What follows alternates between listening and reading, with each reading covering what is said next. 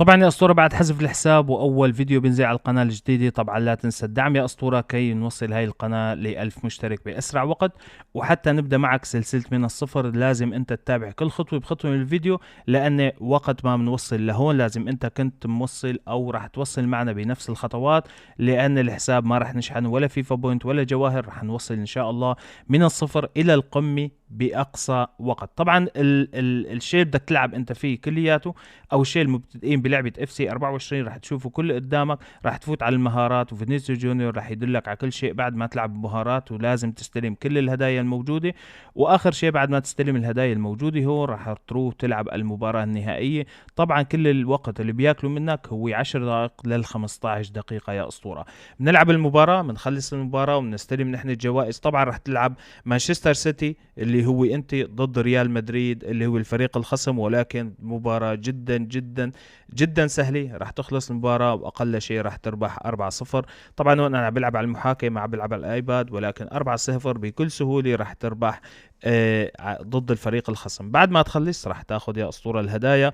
وخلينا نشوف شو حصلنا. كله لاعبين 70، طبعا راح يلزمونا بالمقايضات، ولكن حاليا ما راح نعمل اي مقايضات لان الحساب جديد وما عندنا اي لاعبين نحطه بالمقايضات. بعد ما تخلص راح تروح على القائمه، وبعد منها يا اسطوره راح تروح تختار نادي او شعار لفريقك. طبعا راح اختار شعار فلسطين، الله ينصر اخوتنا بفلسطين، وان شاء الله رب العالمين بيتحرروا باقصى وقت. وبعد منها انتبه لهالخطوه جدا مهمه، انك تكتب اسمك بالشيء اللي انت بتحبه، لان الاسم مره واحده فقط ولا يوجد اي طريقه لحتى انت تغير اسمك. طبعا راح اكتب كول جول يوتيوب، ولكن بعد تفكير كتير قررت اني امسح ويا اسطوره ونكتب الاسطوره، اسطوره كره القدم كريستيانو رونالدو 7. هيك قررت انا، وانت مثل ما قلت لك فكر كتير منيح لحتى تكتب اسم فريقك، لاني بس كتبته مره واحده راح معك لحتى تحذف الحساب او تنتهي اللعبه، لان ما في اي طريقه تقدر انت تغير اسم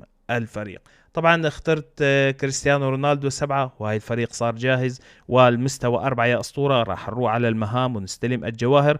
طبعا كل المهام وكل الجواهر لازم انت تستلمهم وما تفتح اي باكج الا الاضطراري. مثل هذا الباكج اللي شايفه قدامك بتفتحه ب 100 جوهرة، وهذا الشيء يعني هن بيجبرونا عليه، ولكن الحمد لله رب العالمين بين من اول الحظ اسطوري. اخذنا ار دبليو وبرازيلي كمان وريال مدريد، يعني كله مجتمع بلاعب واحد. خلينا نروح ونستلم الجواهر يا اسطوره. 100 جوهره و30 خبرة، نقطة خبرة. هاي نقطة الخبرة بتساعدك انه يفتح المستوى عندك لكي انت توصل. مثلا هلا وصلنا مستوى 5، كل ما تجمع نقاط خبرة اكثر توصل مستوى 6 ومستوى 7 8 و9 والى هيك الى المال النهائي. طبعا بس تكمل لعبتي المهارة بتفوت انت بتلعب هدول لعبتي المهارة، وبيفتح عندك القوائم. بعد منا بنختار جواهر، راح يعطينا هون 200 جوهرة بنستردهم مباشرة بأول ما بتلعب نقطة مهارة. وهي المباراة إذا حبيت تلعب أو لا ما في أي مشكلة، ولكن راح تعطيك 100 نقطة خبرة وراح تعطيك كمان كوينز. وهون بيفتح عندك مجرد إنه أنت تخلص 4 مهارات الموجودين أول شيء، وراح تختار بلد من الدول اللي شايفة قدامك، وراح يعطيك لاعب، ولكن ما بظن يعطيك لاعب أكثر من 82. راح ننهي كل المهارات وكل المباريات ونرجع لك مرة تانية أسطورة بعد ما خلصنا كل شيء ونفوت على المهام اليومية. راح يعطيك 1250 جوهرة. طبعا أنا وقت اللي بخلص الفيديو أنت لازم تكون عامل كل هدول المهام، وهدول المهام لازم تمشي فيهم خطوة بخطوة مثل ما قلت لك، كرمال نسترد كل شيء ونمشي من الصفر لحد ما نكون اجمل واقوى فريق. طبعا اول شيء يعني باعتبار الحساب جديد راح يطلعوا لك بوتات. طبعا ربط الحساب اذا حبيت تربطه بايميل ما في اي مشكله، بتعطيه ربط وبتفوت تعطيه ربط. وهون لازم ننهي كل المهام كرمال نحن نسترد فينيسيو جونيور ويصير عندنا بالتشكيله. هذا شيء اساسي ومهم. تفعيل الاشعارات بتعطيه اجل يا اسطوره كرمال يتفعلوا عندك كمان الاعلانات. بنروح على الفريق وبنعطيه بناء تلقائي او تعديل الفريق، لان مجرد انت ما تفوت للخطه راح تنهي عندك احد المهام. نعطيه بناء تلقائي وهيك صار عندنا الاوفر 71، ولكن لازم نطلع اكثر من هيك بكتير ونوصل تقريبا لل 85 باول خطوات او اول فيديو بلعبه اف سي 24. طبعا يا اسطوره هون راح يطلعوا لك كل بوتات اي قسم تلعب فيه، كان قسم مدير فني او قسم هجوم تنافسي ما في اي مشكله. الخصم راح يكون ضعيف. واذا انت هسه جديد باللعبه اكيد يا اسطوره معك راح تتعلم وتصير ان شاء الله. راح نلعب بهذا الحساب مدير فني، راح نوصل فيه لمراحل جدا متقدمه ووجها لوجه. راح اعطيك كل الخطط، راح اعطيك كل اللاعبين الممتازين. طبعا السوق ما بيفتح معك هون لحتى توصل للمستوى 10. هلا نحن المستوى 7، بدنا نروح ونخلص المهام ونجيب الجواهر وما نترك اي شيء الا حدث الهيرو يا اسطوره. اذا حابب تلعبوا العبوا، ولكن حدث هيرو ما فيه اي شيء، وتصدف وتعطيك لاعب مش ولا بدي يعني. راح نروح على نمط التحدي اليومي، بنلعب نمط التحدي اليومي مهارتين بالاضافه الى مباراه.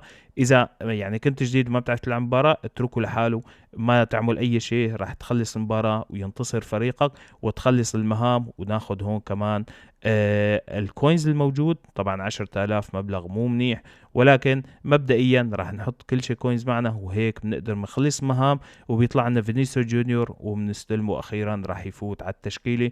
اول لاعب ال دبليو باوفر 88 بالتشكيله الجديده، طبعا كارت جدا اسطوري، ولكن راح نرقيه، راح نعطيه تدريب، راح نعمل كل شيء باذن الله تعالى. هون عم بيقولوا لك اذا بتلعب مباراه هجوم تنافسي وجها لوجه ونمط المدير الفني وتحط لاعب بالسوق راح يفتح عندك كل المهام، ولكن لازم نحن نجيب احد نسخ تطوير لكارت 88، وراح نجيب كمان ماسكيرانو ان شاء الله. طبعا الحارس دودك بيطور لك اللاعب لحد الاوفر 89، يعني اي لاعب عندك يكون اوفر 89 وتحت بتقدر بتطوره بالحارس دودك، ولكن ماسكيرانو بتطور اللاعب من 90 وفوق بتطوره، يعني بيكون اوفر 90 بيصير 91، بيكون 91 بيصير 92، وهيك لحتى توصلوا لل 102. طبعا كل ترقية مستوى راح ياخد منك عدد معين من نسخ ماسكيرانو. لا تنسى دائما الباكج المجاني اللي بنحصل عليه كمان نحن من اللعبة يا اسطورة، كرمال ناخد او نستفيد باي شيء. طبعا المقايضات اكبر غلط انه انت تعملها، ولكن في عندك مقايضة بتعطيك لاعبين. طبعا هاي العلاوي اليومية لازم تعملها كرمال نحن نخلص المهام، ولكن في عندك مقايضة تانية بتعطيك 5 لاعبين اوفر 70. ليش راح تعملها هاي المقايضة؟ اكيد اسطورة ما بتحط فينيسيوس جونيور، بتنتبه جدا اذا ما عندك لاعبين لا تعمل هاي المقايضة ولا تاخذ لاعبين ال 11، ولكن مع الايام بتصير لعندك لاعبين 80 اكيد راح نعملها يا اسطورة. واي مقايضة بتفوت عليها بتعطيه اضافة سريعة راح يروح اللاعبين الاساسيين اللي عندك، باعتبار لسه الحساب صغير. كيف تتفادى هذا الشيء؟ بتفوت على التشكيله وفورا بتحط اللاعب بالتشكيله، بس اعطيته بناء تلقائي وشلت الدكه الموجوده عندك هون بالفريق راح يطلع الاوفر، وهيك بنكون وصلنا لاوفر 78 باول رحله من الحساب الجديد. ولحد الان عملنا كل شيء سهل وكل شيء بسيط، واللعبه جدا حلوه انه تكون ببدايتها. وهيك اللعبه بدايتها طبعا كانت لعبه فيفا موبايل، ولكن حدثوها للعبه اف سي 24. وهيك راح نروح نستلم الجوائز يا اسطوره، وبعد ما نستلم الجوائز راح العب المهام الموجوده قدامي تنتين كرمال يفتحوا معي الدول الموجوده. هاي مثلا فرنسا، عندك البرازيل، المانيا، اسبانيا، انجلترا والبرتغال، وعندك كتير من الدول. بدون ما تلعب هاي المباراة مجرد انك تخلص هدول الموجودين هون المهارات راح تفتح عندك الدول. راح نختار مثلا دولة من الدول، راح يعطينا زائد 80 البرازيل. خلينا نتأمل باعتبار عنا نقص بمركز الاستي انه نفتح على البرتغال زائد 80 بيعطينا كرت ذهبي ان شاء الله لكريستيانو رونالدو، بيكون مركز الاستي لان عنا نقص بمركز الاستي، ولكن للاسف بناخذ مركز البي 82. تقييم اللعبة 0 وما راح اعطيك تقييم ولا تظهر مرة اخرى. دائما بتعمل هاي الشيء كرمال ما اطلع لك يا اسطورة وانت عم تلعب المهام او عم تلعب اي شيء. هون انت العاب المباراة بس تخلص كل شيء وحصل على 100. هون على منطقة الخبير او متوسط لازم شعار ركلة البداية نحصل عليه بمجرد انه نخلص جميع المهام. وهذا القسم ما في اي شيء، بنروح مباشرة على قسم او مشوار الايقوني ونستلم زيدان المجاني. طبعا مهام زيدان لازم تفتح 3 مسارات، راح تحصل تقريبا على 15,000 جوهرة بمجرد انه تنهي المهام الموجودة قدامك. كل ما تحصل على التوكن الذهبي بتعمله وبتاخد زيدان الاعلى اوفر. يعني خلينا نعمل بناء تلقائي نشوف الاوفر قديش وصل 77، ولكن لازم نشيل الدك يا اسطورة كرمال نحن نرفعه ونشوف لوين وصلنا بالاوفر. الدكة ما كتير مهمة عندك، دائما شيلها ما في داعي. وهاي صرنا بأوفر 80، والحمد لله رب العالمين الحساب عمره أقل من ساعة أو أقل من نصف ساعة كمان. رح نسترد كل شيء. حافظ أو حاول دائما أنه تنهي المهام اليومية لحتى نقدر نحن نمشي معك خطوة بخطوة. طبعا ما رح أمشي لك أنا بالمهام اليومية بهذا الفيديو، ولكن أنت امشي بالمهام اليومية كرمال تحصل على لاعبين. وبالنسبة ل دائما فتح أول شيء المقايضة، وبعد منها استلم أو استرد الأحداث. وهاي الأحداث تنهيها انت بمجرد انه تفوت على دوري او حدث الهيرو نزل معنا جديد، تشوف اعلانين وتكمل كم مهمه بقلبه، راح تلاقي تختمت عندك هاي المهام الموجوده قدامك. طبعا هذا الشيء راح اعمله انا مباشره بعد ما اخلص تسجيل الفيديو. ودائما اعطيه تدريب مثل ما انك شايف، اختيار تلقائي، واعطيه تدريب. لا تعطيه حد اقصى كرمال تنهي كمان عندك جميع المهام الموجودة، لأن هون في عندك مهمة إنك تدرب 5 لاعبين، وبعد منها تستلم الباكج يا أسطورة، وراح يطلع لك منها لاعبين جدا أسطوريين. ولكن أنا حظي دائما بالحسابات سيء، لذلك لا تعتمد على حظي. راح نشوف كم جوهرة راح نحصل بمجرد إنه نخلص كل شيء. وصلنا على المستوى 9 وحصلنا على 200 جوهرة يا أسطورة، وصار عنا هيك قبل ما نفوت لسه بحدث زيدان. لازم تلعبوا يا أسطورة، وأنا كمان راح ألعبه كرمال دائما نمشي مع بعض ونوصل للمستوى الأعلى. طبعا هون عم بيقول لك انه مجرد انه تطلع على تصريح النجم، يعني ما انه تشحنه، فقط تفوت على تصريح النجم مثل ما انك شايف صار عنا المهمة كاملة. بنعطيه اجمع الكل، راح نحصل على 6 لاعبين من 60 ل 99 من 96. طبعا جدا ضعيفين، ولكن بيلزمونا بالتدريب لحتى نحن ندرب الفريق، وهيك بنكون كمان خلصنا مهمة واخذنا نقاط خبرة. وراح نلعب كمان او راح نحط لاعب بالسوق ونلعب وجها لوجه. طبعا وجها لوجه بتفوت فقط وبتلعب انت يعني بتفوت على المباراة وبتطلع منها كمان بتنحسب لك. حدث الهيرو شو بدي اشرح لك عنه، طبعا جدا سيء ما في اي شيء.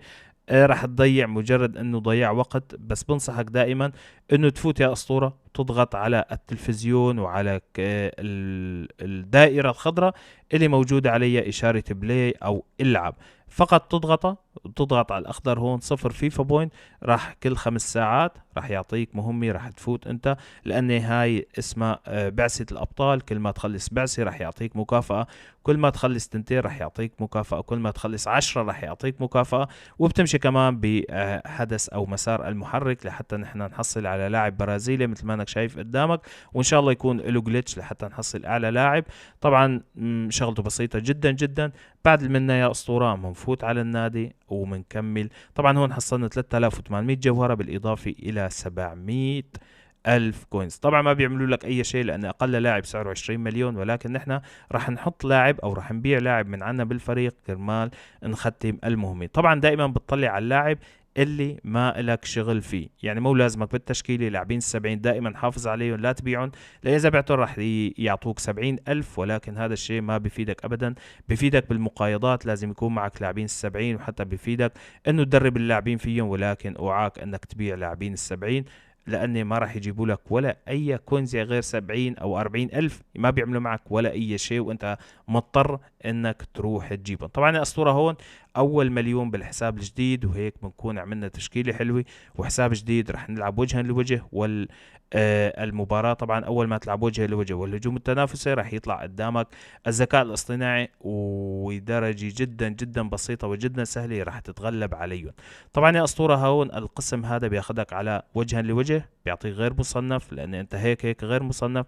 بتلعب مباراة أو فقط بتفوت العب، أو العب مباراة غير مصنفة ما بيأثر، ما بياكل من نقطك اي شيء. مجرد انه تفوت للمباراة فورا تعطيه خروج من اللعبة كلياتها وبترجع بتفوت مرة تانية. وهذا الشيء أسطورة كمان بينطبق معك على الهجوم التنافسي، كمان بتفوت على المباراة وإذا حابب أنت بتلعبها، وإذا حابب تطلع من المباراة ما في أي مشكلة، كمان بتطلع كمان بتنحسب لك، لأن مثل ما قلت لك عم تلعب ضد الذكاء الاصطناعي مثل ما أنك شايف قدامك 0 متابع، والحساب اللي راح تلعب ضده طبعا بوت. هاي تشكيلتك اللي راح تكون مثل ما هي تشكيلتي، وهي تشكيلة الخصم مثل ما انك شايف انت صحيح اوفر 86 ولكن جدا جدا ضعيفة، راح تربح بكل سهولة يا اسطورة. ومع الايام ان شاء الله راح اعلمك كيف تلعب الهجوم التنافسي، وراح تلعب وجها لوجه، والخطط والتشكيلات واللاعبين. راح نعمل فعلا حساب ان شاء الله اسطوري وحساب جبار راح يكون فيه كل شيء أو كل ما يخص لعبة FC 24 بأقل التكاليف بدون ما نشحن فيه ولا أي شيء. طبعا هون بعد ما خلصنا يا أسطورة ربحنا 10 واحد، بتروح وبتعمل عمل ناجح، بتعطيه متابعة وبتستلم أنت كل شيء، أو الهدايا أو المكافآت أو اللي خلصناهم نحن. طبعا هون بيقر معك فينيسيو جونيور، بتطلع منه وبتروح بتسترد المكافآت يا أسطورة تبع الهجوم التنافسي. طبعا هون بتطول شوي لحتى تجيك المباراة اللي انت طلعت منها، لأن لازم تنهي المباراة مباشرة. بنروح بين ما تنهي المباراة راح نفوت على حدث تعاقدات غامضة ونستلم جميع اللاعبين مجانا.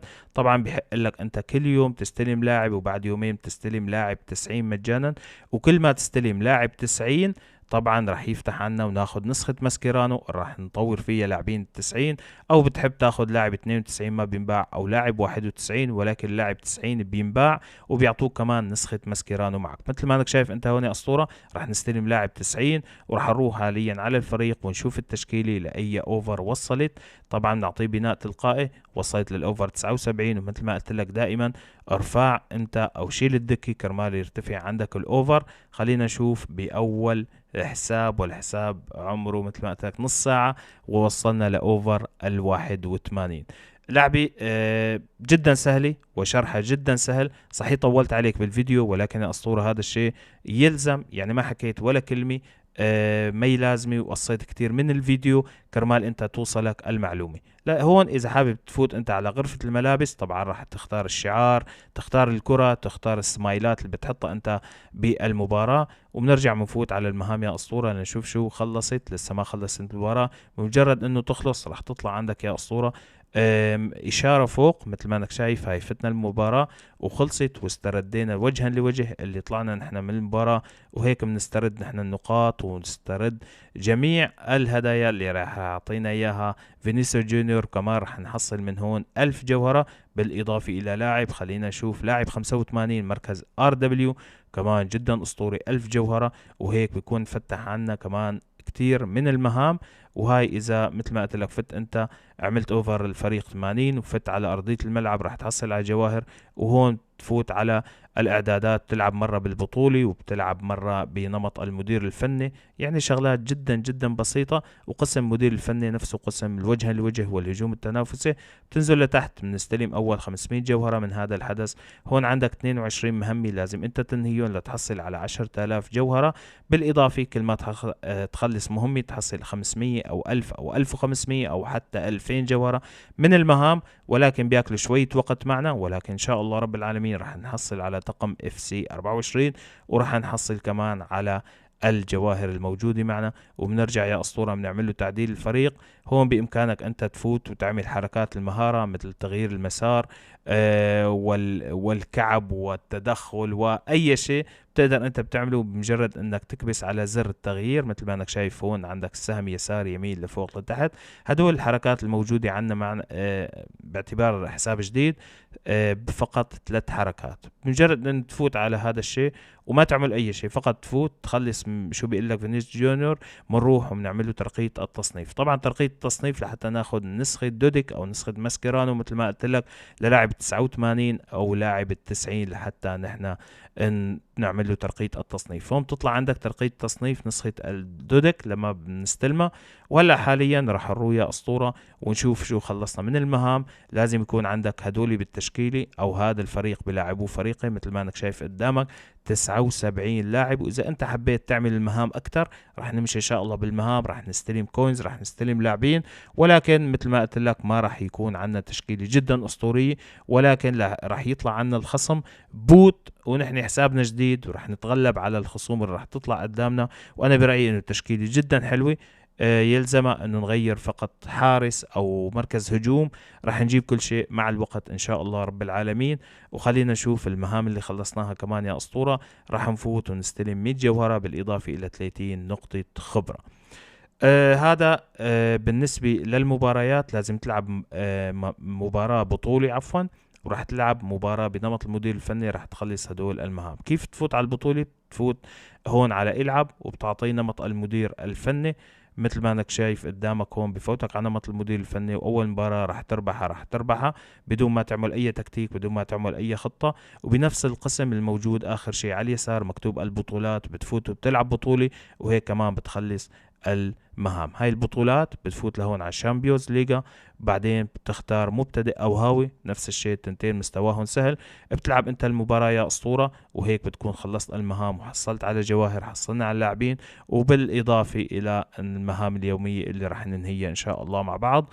وهيك بنكون حصلنا على 7000 جوهرة واكثر من مليون كوينز، وتشكيلة حلوة بنقدر نحن كمان ان شاء الله منختمها. هدول نسخ التطوير الحارس دودك اللي راح نستلمهم بمجرد انت تعمل تدريب 10 مرات لاي لاعب. كيف تعمل تدريب؟ اكيد علمتك باول فيديو انه بتفوت على اللاعب بتحط عليه، بس اذا دربته اكثر من 5 مرات وما كنت عامل له ترقية تصنيف ما راح يتدرب معك يا اسطورة. ودائما لا تعمل له الحد الاقصى، دربه اكتب الاختيار التلقائي، وبعد من التدريب 5 مرات راح تلاقي فتح عندك المهمة، وراح نستلم الحارس دودك يا اسطورة. وهيك بنكون وصلنا لافضل فريق حاليا، والمهام راح نكملها ونعمل احلى تشكيلة. وهذا كل شيء كان بالفيديو، شكرا لكم، شوفكم في فيديوهات تاني، والسلام عليكم ورحمة الله.